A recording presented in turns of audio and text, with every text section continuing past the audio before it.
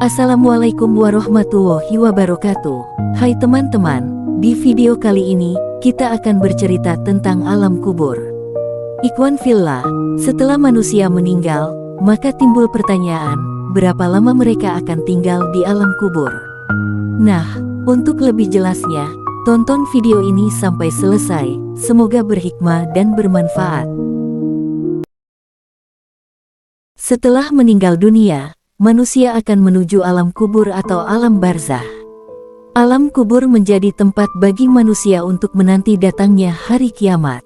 Selama di alam kubur, ada sejumlah golongan tertentu yang akan merasakan siksa kubur, sesuai kehendak Allah.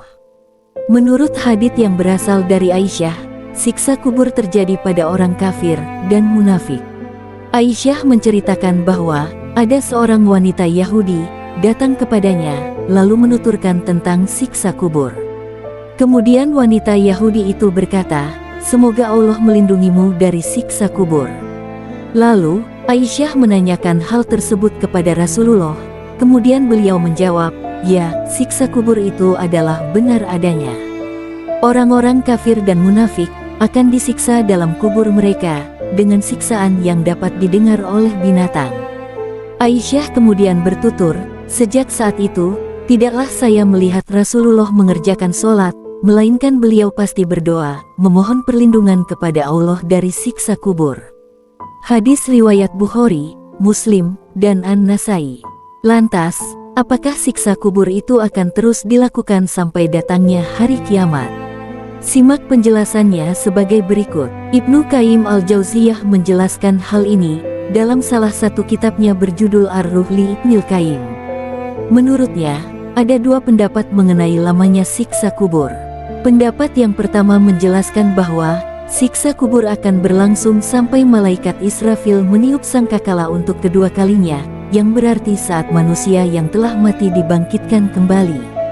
Pendapat tersebut bersandar pada hadits Samurah yang diriwayatkan Al-Bukhari tentang mimpi Rasulullah, yang di dalamnya disebutkan sabda beliau, "Dia melakukan yang demikian itu hingga hari kiamat."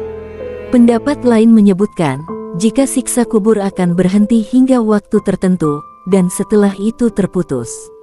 Menurut Ibnu Qayyim al-Jauziyah, siksa ini ditimpakan kepada sebagian orang durhaka, yang kesalahannya ringan, sehingga ia dijatuhi siksaan sesuai dengan dosanya. Lalu, siksa kubur juga dapat terputus karena doa, sedekah, istighfar, pahala haji, bacaan Al-Quran yang dilakukan kerabat atau keluarga yang masih hidup, dan berbagai amalan lainnya. Terdapat suatu riwayat yang menguatkan pendapat Ibnu Qayyim al-Jauziyah, yaitu dari Amr bin Jarir. Ia berkata, jika seorang hamba berdoa bagi saudaranya yang sudah meninggal, maka ada seorang malaikat yang menemuinya di dalam kuburnya, seraya berkata, "Wahai penghuni kubur yang terasing, ini ada hadiah dari saudaramu." Ternyata mendoakan orang tua atau saudara kita yang telah meninggal sangatlah dianjurkan, karena mereka hidup dalam ketakutan dan sendirian di alam kubur. Hanya untaian doa darimu yang selalu ia nantikan. Semoga bermanfaat. Sholawat dan salam tak lupa kita ucapkan sampai akhir zaman.